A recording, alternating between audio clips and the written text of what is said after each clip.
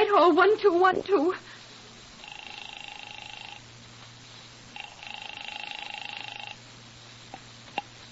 This is Scotland Yard.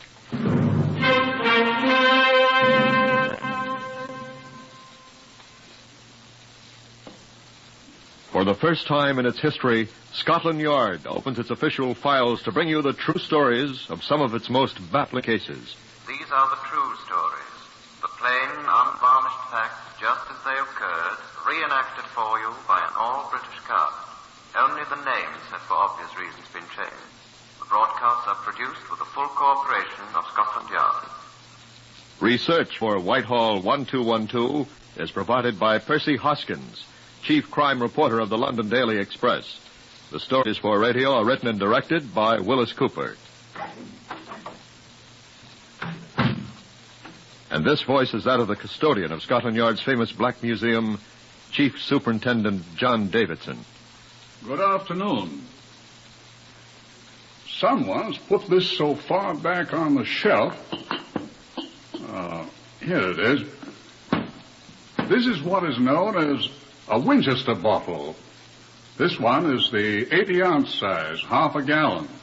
There are 20 ounces in an English pint. A Winchester bottle is frequently used in hospitals for the storage of liquids which are shortly to be used. Milk, for example. That's what this one was used for. You will note that there are two fairly clear fingerprints on it here. Here, ringed with the chalk marks.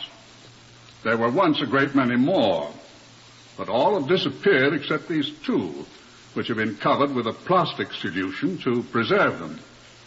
These are a murderer's fingerprints. These are the clues which put Scotland Yard and the Lancashire Constabulary onto him. He was, of course, hanged. Now perhaps you'd like to hear what was done to find him. Chief Inspector Leslie Crawford here was in on the most of it. 4 years ago, I was a hard-working chief inspector at Scotland Yard. I didn't know how hard an officer could work before this case.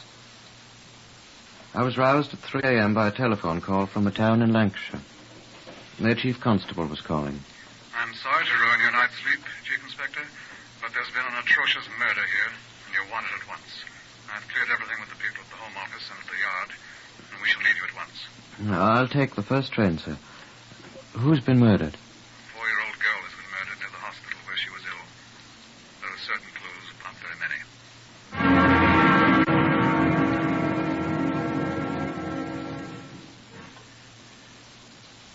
I arrived in the town of Blackburn at an excessively early hour, was met at the train by a police car of the Blackburn Borough Force and rushed at once to Queen's Park Hospital.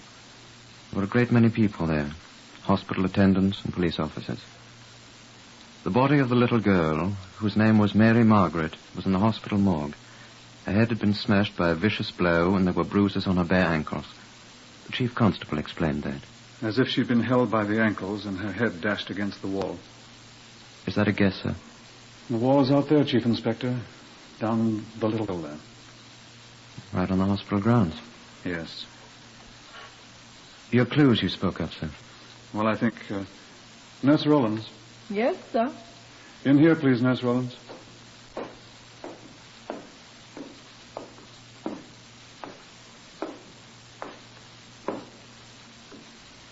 This is the sister that was on duty. Chief Inspector, Nurse Rollins. Yes, sir. Go on, please. Well, sir, little Mary Margaret was asleep with the other children. How many of them? 4 others, sir. 3 girls and 1 boy. Go on, please. I was in the kitchen. I'm on night duty and we're short-handed. Preparing food for them for tomorrow. And this is a small hospital. So far as we're able to determine now, no other nurses were about. And the watchman? Well, I see. Go on, please, Nurse Roland. Well, I was cutting bread and I heard a sound in the children's ward. I went in and one of the other children was crying. I picked her up and took her out to the kitchen, gave her bread and jam. Were the Mary Margaret was in her bed when I come in, and also when I returned with the other little girl after her bread and jam. I bent over and kissed Mary Margaret. Yes. And the trolley with the empty Winchester bottles was standing alongside the wall. I saw it. What's that? Wait. Then, about 10 minutes later... That would be at about 15 minutes after midnight. Yes.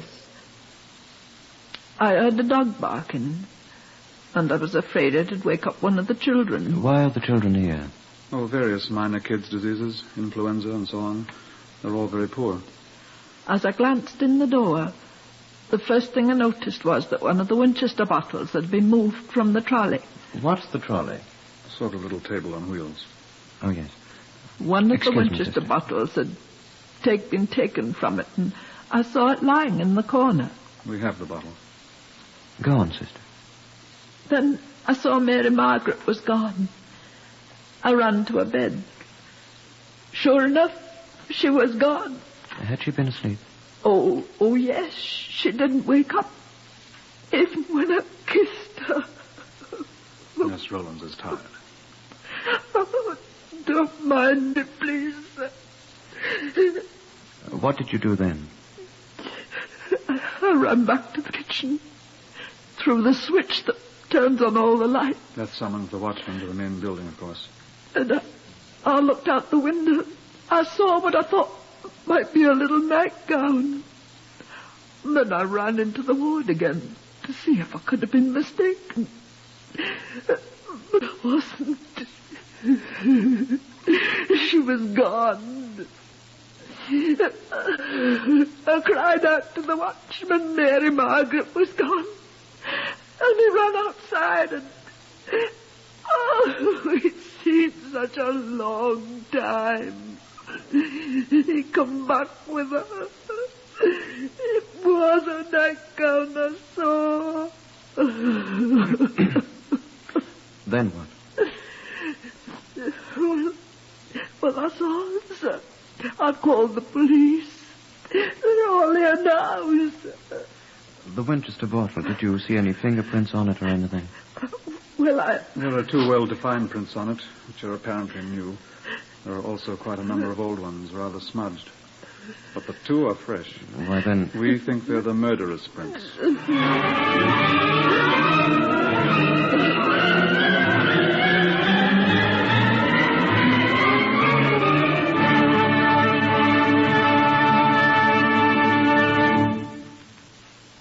This is from the murderer's confession 4 months later. Of course, we had no idea of it at the time.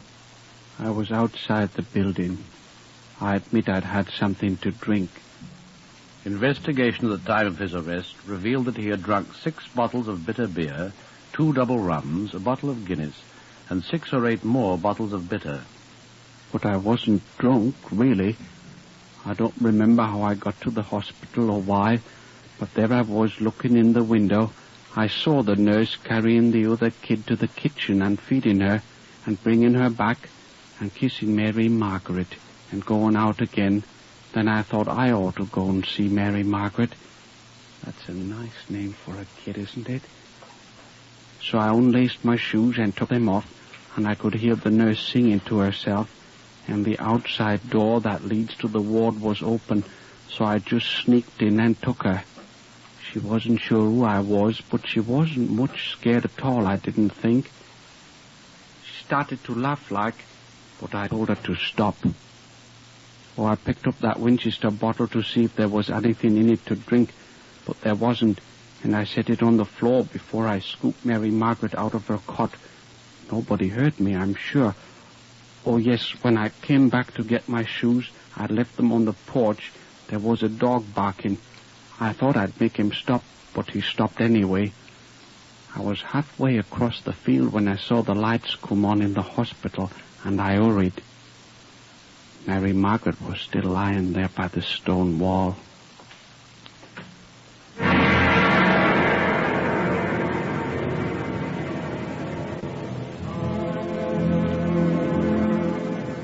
The sun was just rising when I went into the ward from which the child had been taken. The other children had been awakened and taken away, so I couldn't tell at that time which had been Mary Margaret's cot. The floor had been freshly painted a day or so before, and the sun slanting across from one of the east windows showed me something that stopped me in my tracks. It was a collection of footprints in the fresh paint. Remember now, at this juncture, I'd heard nothing of what you have just heard. I called Nurse Rowlands. Whose are those? I asked. I don't know, sir. I never saw them before. It's only because the sunlight's hitting them this way that they're too large to be one of the nurses. Stand away from them, please. We'll have them photographed. Whose do you think they are, sir?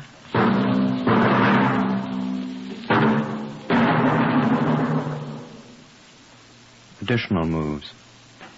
I saw the Winchester bottle in question. There were 2 clear fingerprints on it. One of a left thumb and one of a left forefinger. The fingerprint photographer copied them at once after carefully powdering them with white zinc oxide. The bottle itself was a dark greenish glass. And we had our first collection of prints complete. But possessing a set of prints and placing your hand on a murderer's shoulder are 2 different things. I talked with the chief constable. Yes, we have several thousand fingerprints on file here in Blackburn, and the Lancashire Constabulary has a large collection, too. I'll get copies of these prints down to a laboratory at once. And as soon as their prints are ready, I'll pass them on to the Lancashire people, and then... I've already passed the word to send them to the CRO at the yard. CRO? Oh, the Criminal Records Office. We ought to be of help. We've got 1 million or more prints, all indexed. All I hope is some of us have the right one. If he's a habitual criminal who has any kind of record. Yes. But what else can we do? You've looked at the grass out there in the field where she was found, of course. Early this morning. Nothing there. The dew's taken care of that. And no fingerprints in the child's cot or anywhere else, so far as we can find. You think it was a local man? No way of knowing, or even guessing now. Yes. What are you going to do? Ask everyone, did you murder a little girl last night, sir? Not very satisfactory. Not very. The bottle. What about the bottle? The fingerprints. Oh. Yes. Meaning what? The other fingerprints on it. I've been thinking of that. Thing's positively gummy. Probably 9 million of the prints on it. Well, we'll have to check them also. All of them. Well, we can't get very far till we find out who made the others. Have to do it. It'll take years. But it has to be done, sir. Of course. Well, it has to be done. Checking and identifying is, what was it the American staff officers used to say? It's of the essence. Of course, but, Well, cheer up, sir. I'm asking for a crew of fingerprint technicians to be sent up from Scotland Yard. They'll make short work of it. I hope. I wonder how many there'll be to check. Millions, I'm afraid.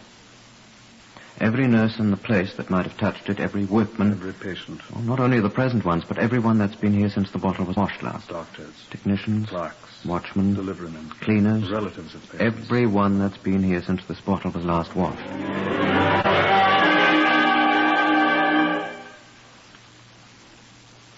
We checked them all. There were no fingerprints on record at Queen's Park Hospital, so we checked everyone. It was grueling work, and we were obliged to take more than 3,000 prints before we were satisfied that we had everyone.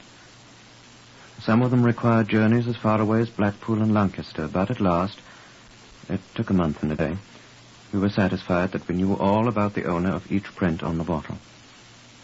That is all except the newest pair, the thumb and forefinger of the left hand of a person unknown.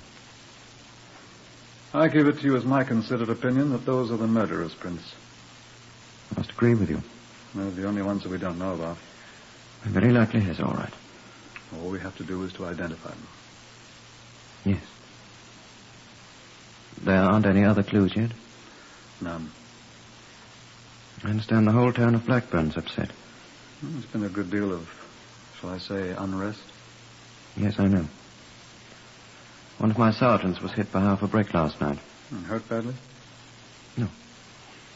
He was cycling back to the town, and he heard someone mutter something about lazy cops. That was all he heard. Good thing he was wearing his helmet.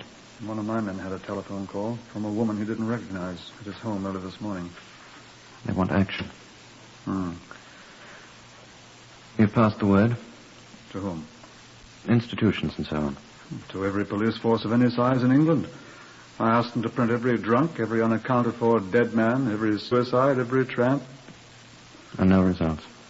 None yet. Of course, they're still coming in. I don't have much confidence in it. You think it was a local man? Well, I wonder. Well, I think you'll agree that whoever it was knew a great deal about the hospital here and its layout. Seems reasonable. I wish we had fingerprints of everybody like they have in some of those places on the continent. No, I don't either. No, we just got rid of Hitler. We can only have things like that with another Hitler. Which God forbid. I'm in. Well? I know how. How? Let's fingerprint everybody.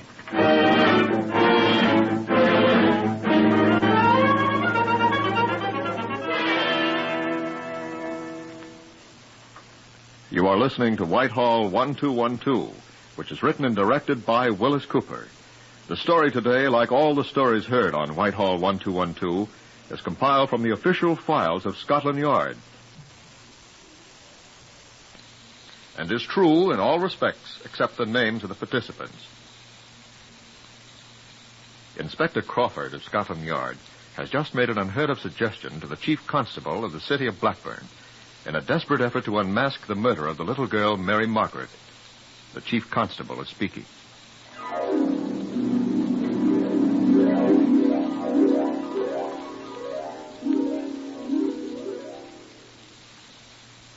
But you can't do that, my dear Crawford.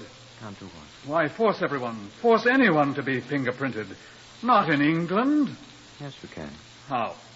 Well, not order them to do it, because if I know Englishmen, you won't get anywhere. I should say not. They'd mob you. If I order them to, yes. It's never been done before. Fingerprinting a whole town. I'm afraid it'll have to be done, sir. Crawford, look here. This town has a population of 130,000. And one of them is a murderer. Yes. A particularly atrocious murder. Well? And everyone in the town wants to turn him up. I don't think it can be done. It's never been done, that's true. No. That's not to say it can't be done. Will you print everyone? Every man. Yes, I'm sure it's a man. I'll try all the men first, and then... Oh, I don't think it's a woman, Crawford. Those prints are obviously a man's. And that footprint we found, that's a man's footprint. Well, shall we get started then? I never heard of such. Have you any alternate suggestions? Well... Have you any alternate suggestions? Well... But... What's to be gained by waiting? Haven't enough policemen. We'll get them. I don't know. Don't you think the people of Blackburn want to find this fellow, Chief Constable? Well... Well, indeed. If we fail... Everybody's failed up to now. Yes, I know. I realize it's an unprecedented thing, sir. I know. But we have an important set of fingerprints, which we all suspect to be the criminals. If we can find the duplicate of that set here, we'll be doing no more than our duty, sir. No, but to fingerprint a whole town? Where else would we find him? But in England, sir. I can't believe that an Englishman will stand aside when it's his obvious duty to lay a child's murder by the heels, sir.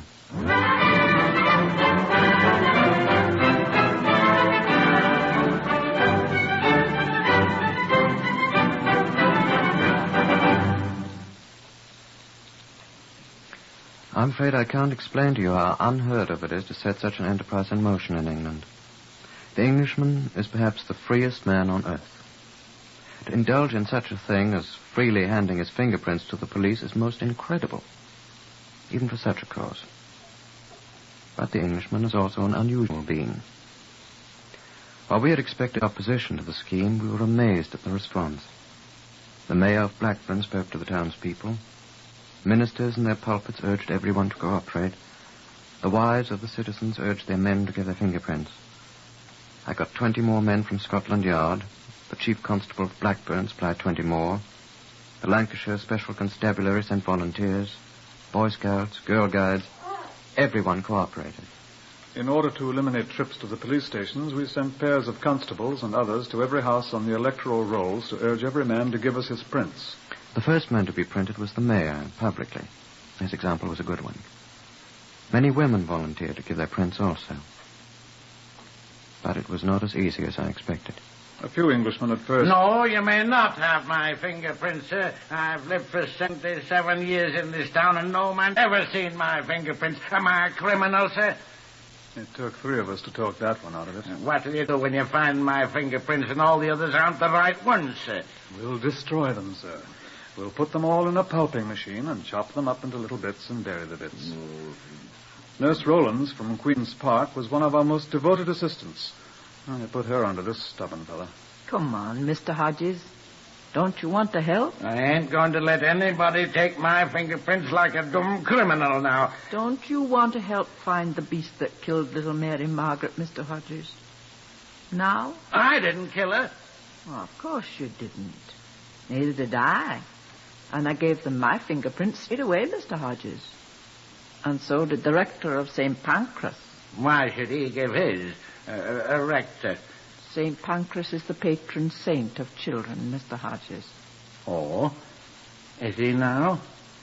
Don't you like children, Mr. Hodges? Being as though I've got 3, old enough to be your father, your mother either, and 9 grandchildren. Geordie would have been 47 come next Whitsuntide if he hadn't died of yellow jaundice in America. And 14 great-grandchildren. Do you think I don't love children then, Nurse Maggie Rowlands? Answer that. But I won't have no fingerprints taken, and that there's the last word. I'm a Lancashireman, and a Lancashireman's home is his castle, and... Wouldn't your little great-granddaughter Sheila be just about the age Mary Margaret was, Mr. Hodges? How old was she? She was just 4, Mr. Hodges. Sheila was 4 the day before yesterday. Oh, my... Now, just give me your left hand, Mr. Hodges. Here, we'll press your thumb down here on the ink. And then... My finger now. Don't forget my finger. Just the same age as little Sheila. I wondered if I could buy Sheila a little box of sweets over there at yon counter. Are you wondering about the murderer? Well, I knowed about all the fingerprinting, of course. Everybody did, but somehow or other the cops missed my house. They come the next day and I said, no, you've got my dabs, I said, and you've thrown them away because I wasn't the one. And I laughed. Well, it was a great hulking young constable from Scotland Yard itself, and he'd never been outside London, he hadn't, so he believed me. And anyhow, you can't make an Englishman give the cops his fingerprints. And so we missed him. We missed a few others, too, although we had a pack of prints that would strangle a horse. Not there. And that was after 2 weeks of checking the cards. Afraid not. Those are the fingerprints of every male between the ages of 16 and 60 in Blackburn. No, they're not, sir. Hey, what's that? What's that? That isn't all of them, sir. They correspond with the electoral rolls, Nurse Rowlands? There are 30,000 cards here, Nurse. I don't care. That isn't all of them, sir. Begging your pardon. Who've we missed? There was hundreds of servicemen on leave here in Blackburn the night Mary Margaret was murdered, sir. Soldiers, sailors. They've all gone back to their stations, Nurse. There's a record of them, sir. That might be... Well, they're all over the world. be a lot of work. Let's get the circulars out. Circular letters to every organization from which any man was known to be on leave in Blackburn on the night of May 15 to 16, 1948. About 190 letters with a question fingerprints and an urgent request for reply. Then, on the chance that there might have been one unaccounted serviceman in Blackburn that night, letters to the police departments in every section of the world where British servicemen were stationed. Letters to the police of Canada, South Africa, Germany, Japan, Denmark, Italy, and a score of other places where the criminal might be. 261 letters. We didn't find him. All the fingerprint cards had been destroyed. We didn't have anything. And the town was muttering again. 3 months had gone by, and not a trace of the murderer, except the anonymous fingerprints, had been discovered. No wonder they muttered. We had nothing. We thought of another thing. There were some 600 men living in Blackburn, DPs. Displaced persons who had made their way to Blackburn in one way or another. There were records of them. They all marched into the borough hall together and asked to be fingerprinted. We didn't miss one. We didn't find anyone either. The murderer must have laughed to himself. They didn't look in the right place. A new issue of ration books was about to be made. The old ones were to be turned in with their fingerprint identification.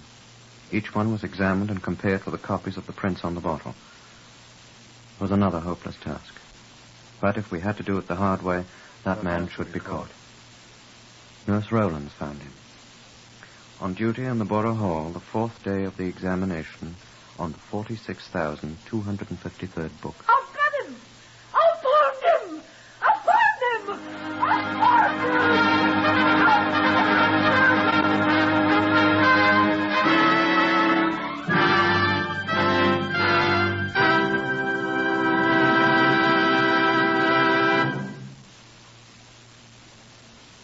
And the next morning, exactly 90 days after the crime was committed, the chief constable and I walked together to 21 Marfield Terrace and arrested the owner of the prints. One Lionel Tomlinson, who had been discharged from the army as a soldier with character indifferent a week before Mary Margaret was murdered. We took away with us one of the prisoner's wool army socks. The forensic laboratory matched fibers from it to fibers found on the footprints on the floor of the ward. And the fingerprints matched perfectly. We found out why he did it. Why he murdered 4-year-old Mary Margaret. Quite simple, gents. She's my niece. Don't laugh, gents. I was sorry for the poor little tack. I was home about 2 days when I heard my half-brother and my sister-in-law talking about her. They hadn't any money, not a farthing. They said they'd have to send Mary Margaret away when she come back from the hospital. Give her up. You know, mates. I loved Mary Margaret. I didn't want to have that happen to my darling little niece. I loved her. So that night when I got squiffed, I went to the hospital and got her and killed her. I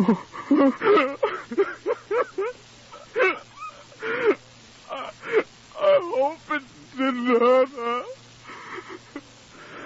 But what else was there to do?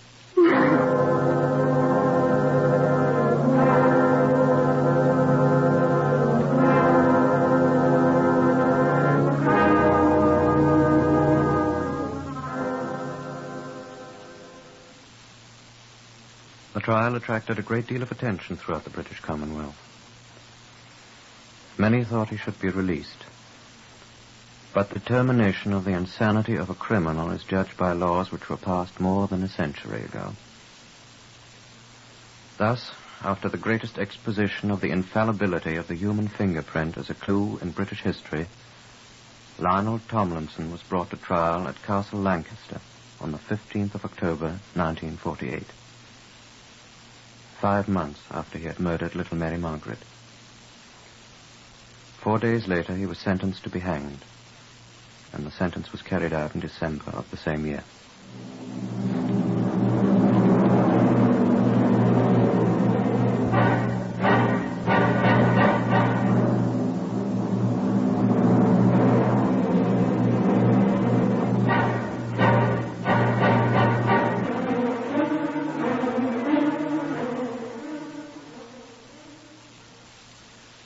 You have heard another true story of Scotland Yard, told on Whitehall 1212. Heard today Lester Fletcher as Chief Inspector Crawford. Others in the order of their appearance: Harvey Hayes, Winston Ross, Catherine Hines, Gordon Stern, and Guy Spall. This is Lionel Rico speaking. Whitehall 1212 is written and directed by Willis Cooper.